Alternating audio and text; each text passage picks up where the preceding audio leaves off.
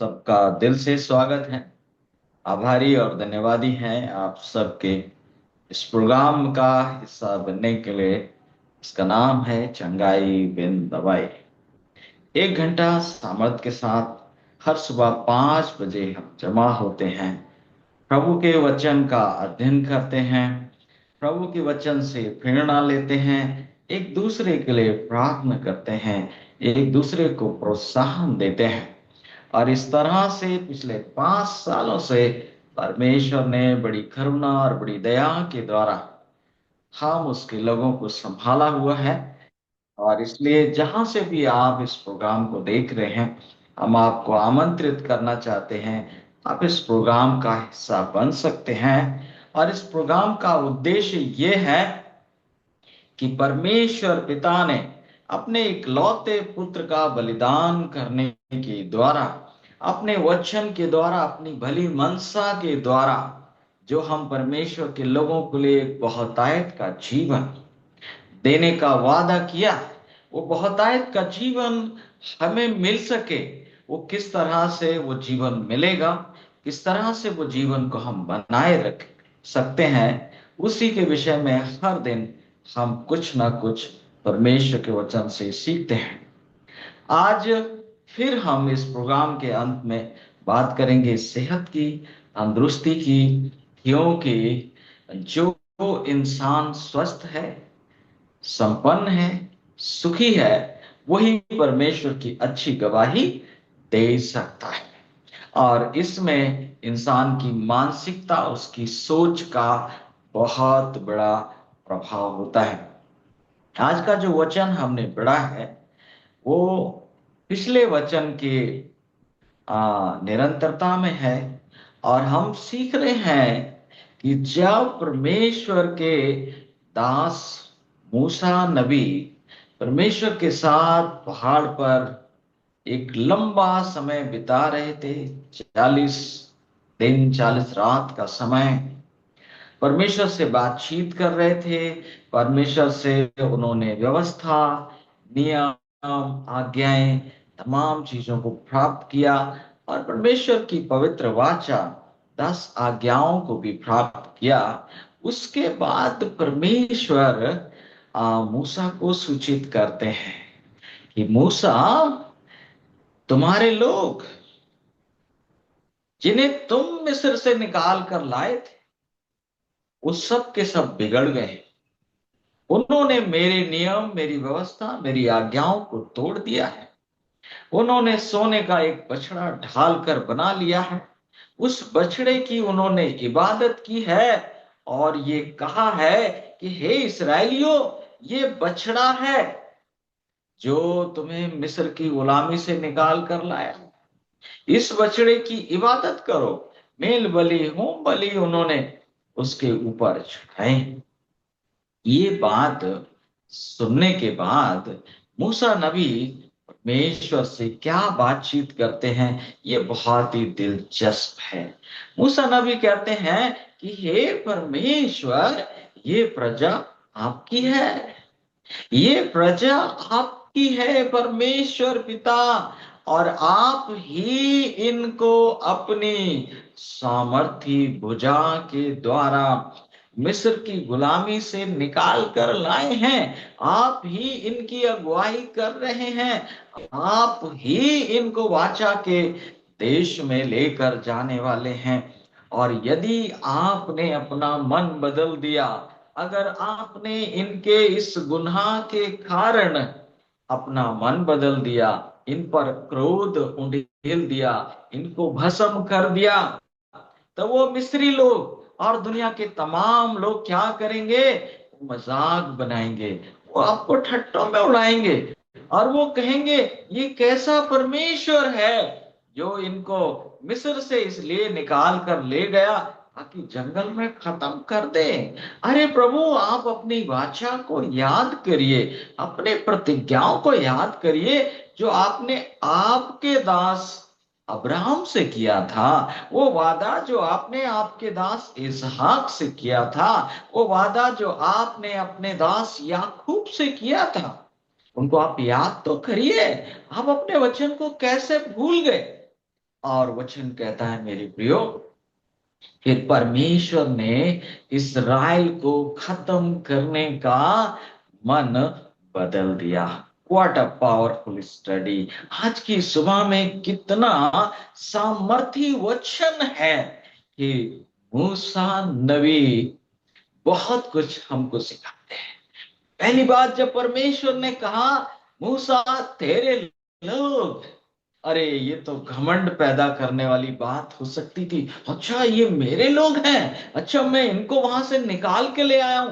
परमेश्वर ने एक बात और कही जो मैं आपको बताना चाहता हूं।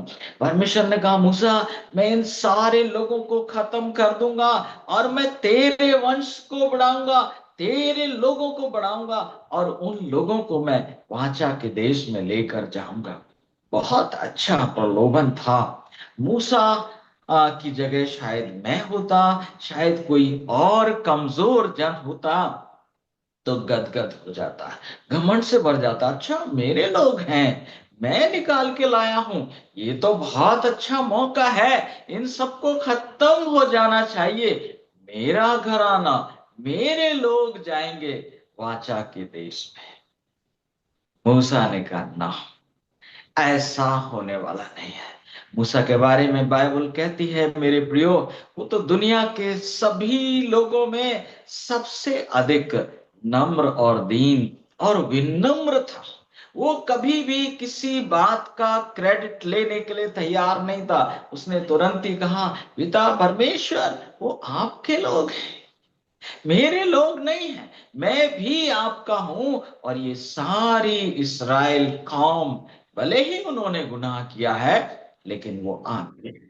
भले ही वो आपसे मुड़कर दूसरी राह पर चले गए हैं, वो आपके हैं। और मेरे प्रियो, यहाँ पर मुझे और आपको सीखने के लिए बहुत कुछ है कि मूसा परमेश्वर के साथ बातचीत करते हुए परमेश्वर के इरादों को बदलने में क्या हो गया, सक्षम हो गया, सफल हो गया।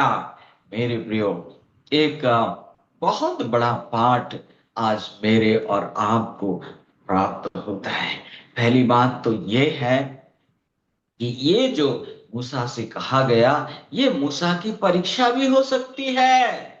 ये मूसा की परीक्षा भी हो सकती है कि जब मूसा को ये ऑफर दिया जाएगा तो क्या वो घमंड से, नबूकदनेस्सर के समान घमंड से भरकर कहेगा अरे ये तो मेरे लोग हैं, इनको तो मैंने अगुवाई की है, ये तो मेरी दुआओं से छंगे हुए हैं और ये तो मेरे बातचीत के द्वारा इन्होंने वहां से निकले हैं और फिरौन को तो मैंने तैयार किया है और जितने चिन्ह चमत्कार हुए वो मेरी दुआओं से हुए। बहुत से लोगों को जब मैं मिलता हूं, आप भी मिलते होंगे, और पासवानों की जब आप गवाहियों को सुनते हैं तो पासवान कहते हैं इस घर में एक इंसान रहता है और उसके घर में ऐसा हो गया और वैसा हो गया और मैंने दुआ की और वो चंगा हो गया और वो चर्च में आ रहा है।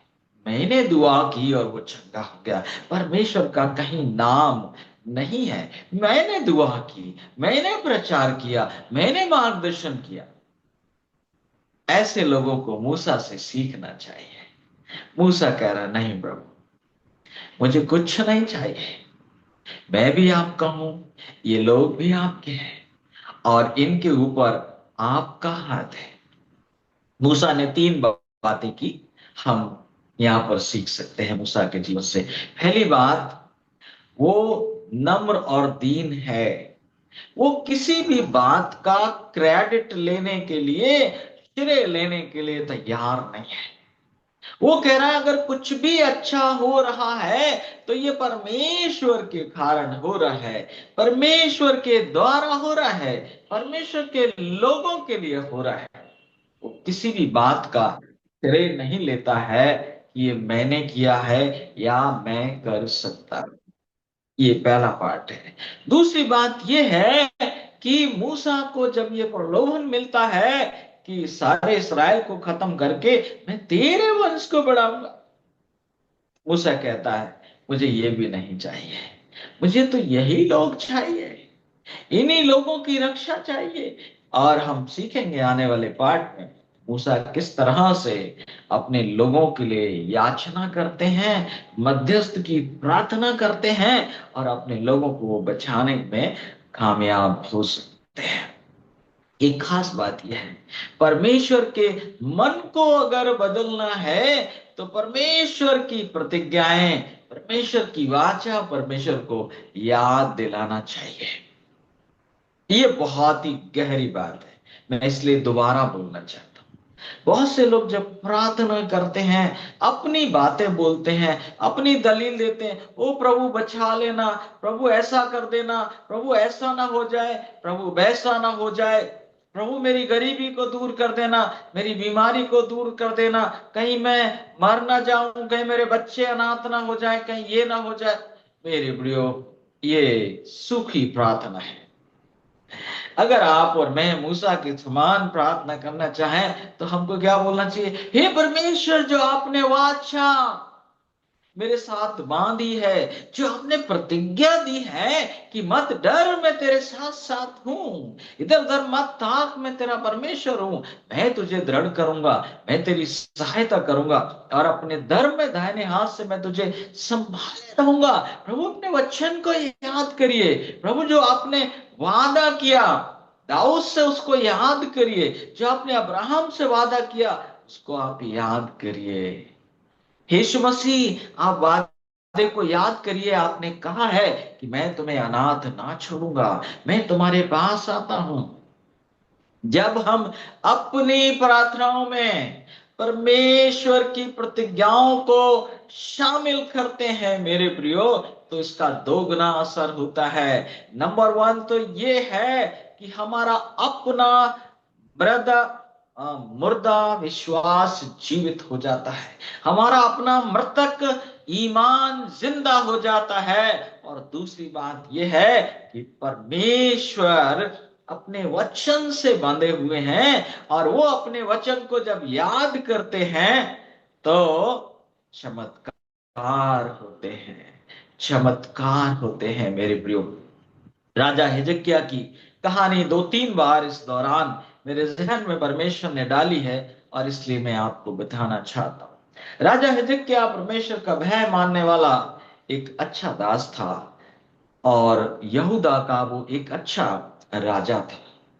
लेकिन उसके जीवन में एक बीमारी आई, एक फोड़ा हुआ और वो मरने पर था।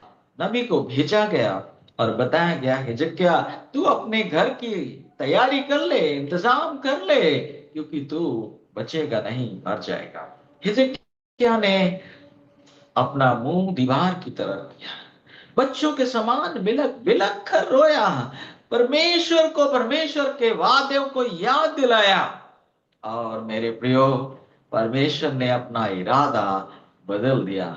वो नबी जो सूचना देकर बड़ा उदास मन से वापस जा रहा था, उसको परमेश्वर ने बोला, ईशाया नबी वापस जाओ और जाकर मेरे लोगों के प्रधान को तुम बता दो कि मैंने तुम्हारे आंसू देखे हैं, मैंने तुम्हारी प्रार्थनाओं को सुना है, मैं तुम्हारी आयु को बढ़ा देता हूं और तुम मेरे घर में जाकर मुझे दंडवत करने पाओगे, आराधना करने पाओगे। और इसके लिए जो सूरज घड़ी है उसको मैं आगे जाने के बजाय पीछे कर देता हूं। मेरे प्रियो, आज की सुबह में मैं और आप किस तरह की दुआएं करते हैं, मैं और आप किस तरह की बातचीत करते हैं? मूसा के समान हम करते हैं या फिर हम श्रेय लेने और अपनी भाई भाई के चक्कर में रहते हैं? अगर मेरे प्रियो हम परमेश्वर के वचन को महत्व देते हैं, परमेश्वर के लोगों के लिए हम दुआएं करते हैं। जब मूसा को ये बताया परमेश्वर ने कि तेरे लोग तो बिगड़ गए हैं, बछड़ा बनाकर उसकी पूजा करने लगे हैं और ये कह रहे हैं ये बछड़ा ही हमारा खुदा है। मूसा की जगह शायद मैं और आप होते, कोई दूसरा कमजोर इंसान होता तो क्रोध से भर जाता, लेकिन नहीं, मूसा ने अपने लोगों के लिए मध्यस्थता की प्रार्थना की, बिचवाई की प्रार्थना की। उनके लिए उसने खुद को नम्र और दीन किया और उसने कहा, प्रभु ये आपके लोग हैं, ये आपके लोग हैं, और अगर आप इनको जंगल में खत्म कर देंगे तो कनानी लोग और मिस्री लोग और दुनिया के लोग बोलेंगे कि परमेश्वर अपने वादे को पूरा नहीं कर सका, परमेश्वर ने जो इनसे वाचा बांधी थी उसे पूरा नहीं कर सका, उनको वाचा के देश में लेकर नहीं जा सका। प्रभु आपकी भी बदनामी होगी और हम सब की बदनामी होगी। मेरे प्रियो, उत्साहित हो जाइए, परमेश्वर के वचन में जीवन है। जब आप परमेश्वर के वचन को विश्वास के साथ बोलते हैं तो ये परमेश्वर पर भी असर करता है और आप पर भी असर करता है, लोगों पर भी असर करता है। आज की सुबह का संदेश यह है, लोग कैसे भी क्यों ना हो, उनके प्रति हमारे दिल में मूसा के समान दया और तरस बना रहना चाहिए, क्योंकि वचन कहता है दया करोगे तो तुम पर भी दया की जाएगी, तरस खाओगे तो तुम पर भी तरस खाया जाएगा, माफ करोगे तो तुम्हें भी माफ किया जाएगा। प्रभु का अनुग्रह और आशीष आपके ऊपर बनी रहे। अगर आप इस वचन से आशीषित हुए हैं तो आप इस चैनल को और सब्सक्राइब करिए, लोगों के साथ साझा करिए, अपने प्रार्थना निवेदन हमको भेजिए और इस छोटी सी सेवकाई को आप अपनी प्रार्थनाओं के द्वारा और अपनी प्रतिभागिता के द्वारा आप सपोर्ट करिए। हम बहुत से लोगों तक ये संदेश पहुंचाना चाहते हैं और इसमें आप हमारे सहायक हो सकते हैं। कल फिर मिलेंगे प्रभु ने चाहा तो एक और नए उम्दा संदेश के साथ। तब तक प्रभु का अनुग्रह आप सबके साथ बना रहे। जय मसीह।